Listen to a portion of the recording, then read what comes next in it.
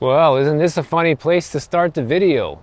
YOLO Street. Got a lot of YOLOers out there today. Now, it's no secret that we live in a two-tiered society of the haves and the have-nots. It's been like this for a very long time. In recent times, it's becoming a lot more pronounced. But you know, one thing I can't stand, guys, is when people who are doing well belittle people who aren't, okay? Because as somebody who's been on both sides, things can change very fast, first of all, okay? You can be somebody who's at the top of your game and doing well financially and just feel like you have it all in life, and it can all be gone tomorrow because of some sort of unexpected emergency or something happens. Life is unpredictable, especially when you're in a shaky economy like this one. I normally don't do this, but I want to start off this video kind of highlighting this comment where I feel like this guy was really a jerk and kind of belittles a lot of other people that are struggling to make it right now and thinks that just because he's not struggling that no one else is.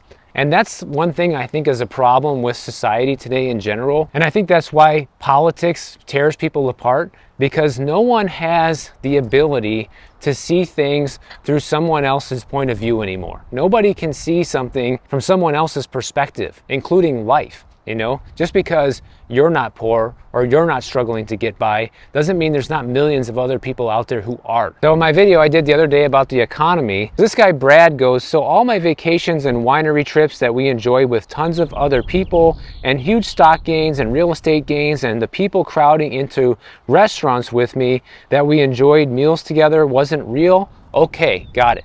Because I talked about how all of the gains in the economy over the past 5 years have been fake due to artificial government stimulus, which is a fact. But this guy Brad can't seem to grasp that all of those gains that he got in the stock market, as well as the housing market, and all the other benefits he was able to reap from this economy is due to all that artificial stimulus. That's how dense some people are, that they just don't think about that.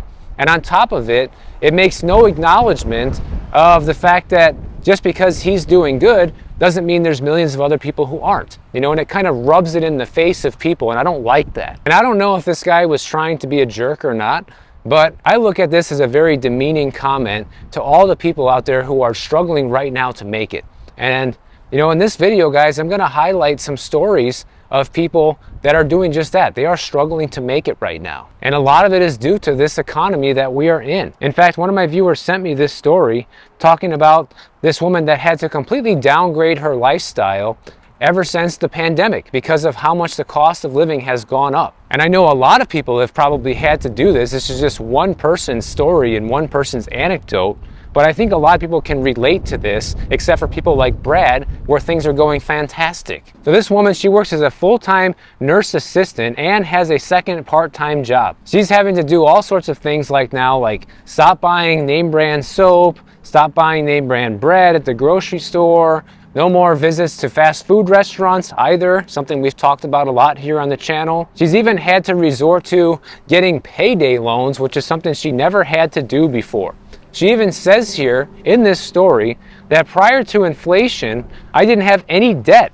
I didn't have any credit cards, never applied for a payday loan or any of those things. But since inflation, I needed to do all of those things. I've had to completely downgrade my lifestyle. And that's what I want people like Brad to understand. Just because he's doing okay doesn't mean that everyone else is having that same experience, because there was a lot of people who were doing okay and who were getting by just fine until COVID came along and disrupted everything. And they decided it was a good idea to print $6 trillion and get us into the mess we're in now, okay?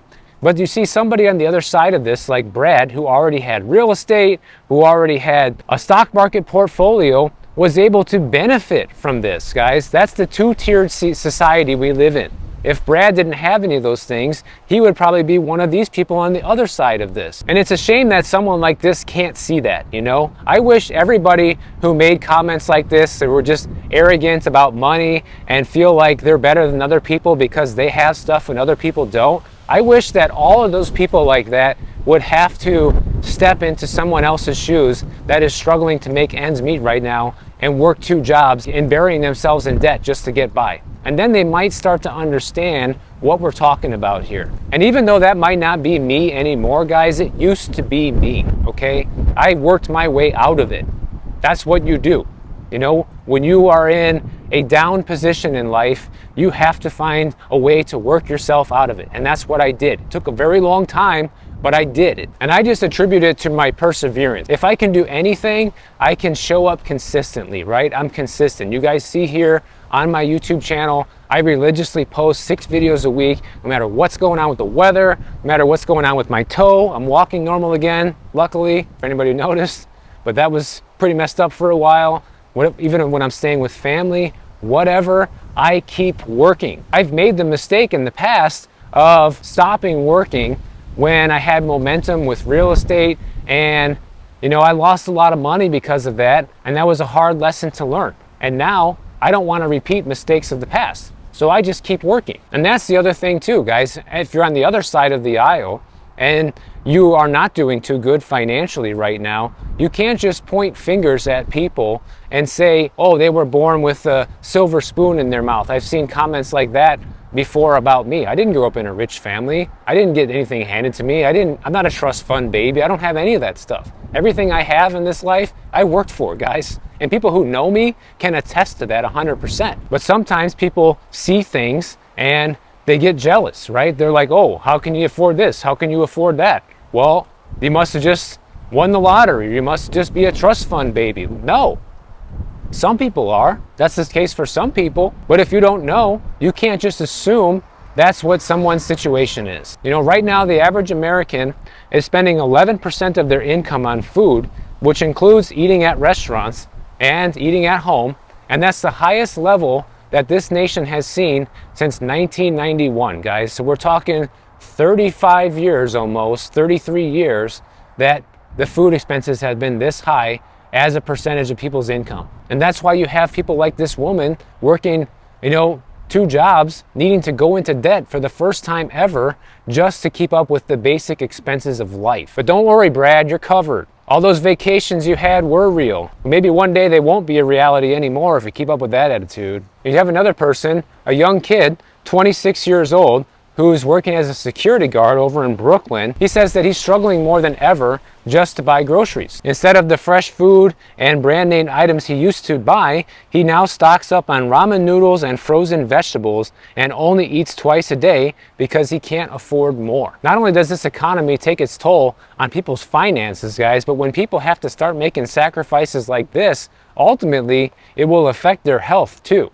Because if you're downgrading your food quality substantially like this, and you're not getting the proper nourishment and all you're feeding your body with is garbage, that's going to lead to other problems down the road you really won't be able to afford. Now, there's no way to know 100% of this is true, but this is kind of my philosophy on food, and that is that you can either pay today at the grocery store or you can pay a lot more tomorrow at the doctor's office. Right? Meaning that if you spend more on good food and eat healthy, eat as much organic as you possibly can, things like that, it maybe lowers your risk to a much lower level where you may not have so many health complications later in life and be stuck with a million problems and have to take all these prescriptions and have surgeries and all that stuff. So for me, preserving my health is top priority. But not only is this guy sacrificing his health because of his finances, but he's in this situation now where he has to use buy now, pay later at the grocery store, which allow him to pay the bill in installments, but are in turn leading to him having a mountain of debt, all because of groceries, guys. He says he's stuck in a loop. It's become an insecurity to pull up my phone at the register and have to use these programs. He said it's embarrassing. You know, it's not like this guy's like, ha ha ha ha, you know, I'm subverting the system here. I'm going to take out all this debt and file bankruptcy. I see a lot of comments like that, as if people who do this, everyone's scheming and trying to just pull a fast one, guys. I realize there's people out there that take advantage of this system, but I would venture to say that most people don't. Most people are honest and hardworking and are just trying to do what they need to get by, and are using these as a tool right now. They're not using this as a way to run up all of their debt to the moon and then file bankruptcy. And the other thing this is going to affect, because they talk to both of these people who are struggling, right? It's going to affect the election. And I'm not going to get into the big political aspect of this, but basically what this story says is these people are feeling discouraged. Will definitely influence who they vote for, or maybe even if they vote at all, right? Some people are so discouraged by the system, like this younger guy. He says he's not even going to vote this year. So this tough economy has far-reaching consequences in more ways than one, and these politicians are going to be losing votes over it. You would think that'd be something that would get them to care, but I guess not. So all I want people like Brad to understand, who are doing well in the world, is that be nice, guys. I want you to understand that not everybody's as lucky as you, or as fortunate, or as smart, or was just in at the right place at the right time, or anything. Not everybody can be a millionaire. Not everybody can have the greatest business ideas to figure out ways to make a lot of money. Not everybody had stocks and real estate at the beginning of the pandemic and was able to benefit from the skyrocketing asset prices. So just have some sympathy towards your fellow Americans. Now, I, for one, don't have sympathy for people that do scheme and they do take out all this debt on purpose and with the full intention of never paying it back and filing bankruptcy and all this. When I hear stories like that and those people lose everything, I don't feel an ounce of bad for them, guys. But just feel some sympathy for people that are trying to make an honest living right now, working 2 jobs, and are struggling to make it. Recognize that that's a thing that a lot of people are experiencing right now, even if it's not you. And there's going to be even more people experiencing that soon because of all the layoffs, guys, and the store closures. You know, Big Lots, this story was sent to me by one of my viewers, and they're going to be closing 35 to 40 stores this year. And they're in another one who's on the verge of bankruptcy. And this is another discount retailer like the dollar store, the 99-cent store, places that are going out of business and the low end, that cater to the low end of society, are not making it right now, which is another indicator that those people are the ones who are hurting the most. So right now, Big Lots has about 1,392 stores operating at the beginning of the year. At the beginning of last year was 1,425. So they've already closed about 30 stores. Now they're looking at closing another 30 or 40 more. And here's one thing that it said from the Big Lots SEC filing. In 2024, the U.S. economy has continued to face macroeconomic challenges, including elevated inflation, which has adversely impacted the buying power of our customers. I mean, I feel like I say this in every single video, right? I remind people that inflation is robbing you blind and how much of a chunk is taken out of everybody's wallet right now. But this is a cited reason of why Big Lots is closing down these stores. But you're still gonna have people like Brad in denial that anything's wrong just because it's going well for them. So according to Big Lots, they're seeing the drop in consumer spending like so many other retailers. Their sales have dropped about 10.2% between the first quarter of 2023 and 2024, which equates to about $115 million loss, guys. So when you hear these numbers like 10%, like, oh, that doesn't sound like a lot, but $115 million is a lot of money. Any of us can take that amount of money and never have to work a day in our life again, or our grandkids wouldn't have to work a day in our life again if invested properly. And even though Big Lots is only looking at closing 40 stores this year, they're also looking at filing bankruptcy because the numbers are just not sustainable for them right now. And it looks like pretty soon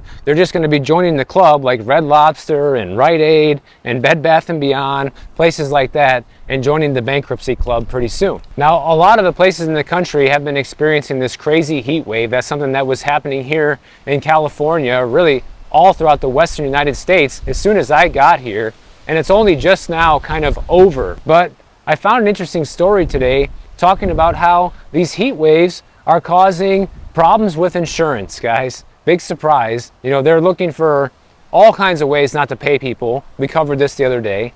And the most recent example is the heat wave. Right now you have cities and businesses across the country talking about how these heat waves cost them billions of dollars in damages per year. And of course, just like all the other recent weather events, heat waves have recently become longer and more frequent than they used to be in the past. And what it comes down to is that standard insurance policies are currently designed for sudden and accidental damages, such as those caused by fires, storms, and theft, and often don't cover the effects of intense heat, which can be gradual.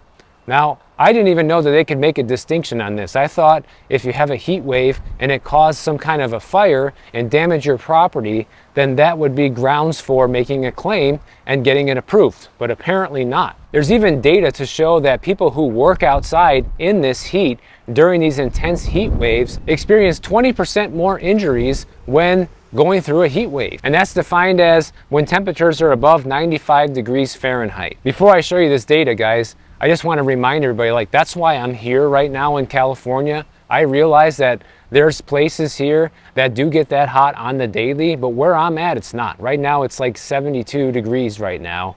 It's really windy, but it's not hot and it isn't cold. Versus where I live in Miami right now, it's like 90 degrees plus humidity. So every day is a heat wave for 7 months out of the year there. So if you look at this chart, it shows you how much the injuries on the job tend to go up once the heat continues to rise. They say that the manufacturing business also get hit hard with high heat, which can cause machines to malfunction and leave the workers needing more breaks. According to this study of 7 heat waves in California, it costs these manufacturing facilities about $700 million in lost productivity. But anyways, one thing that they want all these businesses and cities to do now is take on something called parametric insurance, which is essentially a bet on how hot it will get, and they let companies hedge risks that are hard to cover with traditional insurance. These type of policies pay out basically when there's a heat wave. You know, if temperatures reach above a certain level for a sustained period of time,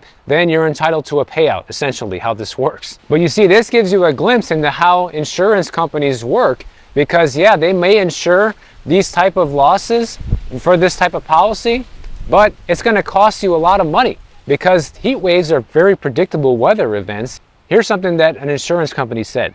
If it's well known that Phoenix is going to suffer a certain number of days of 90 degrees or more each summer, there's not much value in insuring that risk. They know that they're going to get hit with this heat wave and probably they're going to have to pay out a claim. Therefore, they're not going to insure it, because the idea with insurance is you get a policy and the insurance company's goal is to never pay out. Okay, that's what they want to do. I understand that they do make payouts. I get people that write me from the insurance industry telling me how they make payouts all the time and this and that. I get it, guys. I know you guys do pay out, but the goal is not to. And I think everybody would agree with that. I even had somebody who used to work in insurance write me telling me straight up that if an insurance company thinks they'll have to pay you out, then they probably won't even write a policy on you to begin with, which I think is the greatest insider information on insurance I've ever heard. But this can also affect home insurance as well, because when you're facing things like extreme heat, then what can happen is the extreme heat can warp your roof or cause potential cracks in your foundation, leaks in your house, stuff like that, that can ultimately lead to a claim on your homeowner's insurance, which also in turn makes your homeowner's insurance more expensive as the claims continue to rise. Whenever we have the heat wave, you also have more cars breaking down because cars overheat, which results in more auto insurance claims. I mean, when I read all this stuff, guys, it pretty much sounds like to me insurance is going to be a thing of the past in the future, because if everything is too much of a risk for insurance companies to write policies on, then they will have no use, right? And if they're only writing policies to people who may never need it, it's pretty much useless. But it's interesting because it seems like every single year there are new things that come up that talk about how this is going to be a problem for insurance. Now it's the heat wave, and I never even thought about all the repercussions of how the heat wave can affect your house and people's car insurance claims and all of this. Lots of good points in here, and I do see how insurance companies lose money from this, but expect more people not to get paid because you live in an area where there's a heat wave, so that's not covered. Like it said in this story, insurance is meant to cover a sudden disaster, some sort of an accident, a surprise event, and a heat wave is not a surprise event because it's something that can be predicted within reason by the weather services, and if they know that's going to happen, they can say you're not going to be covered by this, and it'll probably be written in your policy. So just be aware that there's another thing out there that they can deny your claim for now. And also be aware that not everybody is successful as you, not everybody's as rich as you, not everyone is as good looking as you, not everyone is as lucky as you, and don't ever feel like you're better than someone else who doesn't have everything you don't. So if you enjoyed this video, make sure you subscribe to the channel. And if you don't want to wait for my next video to come out, check out this video on the screen right over here, and I'll see you in the next one.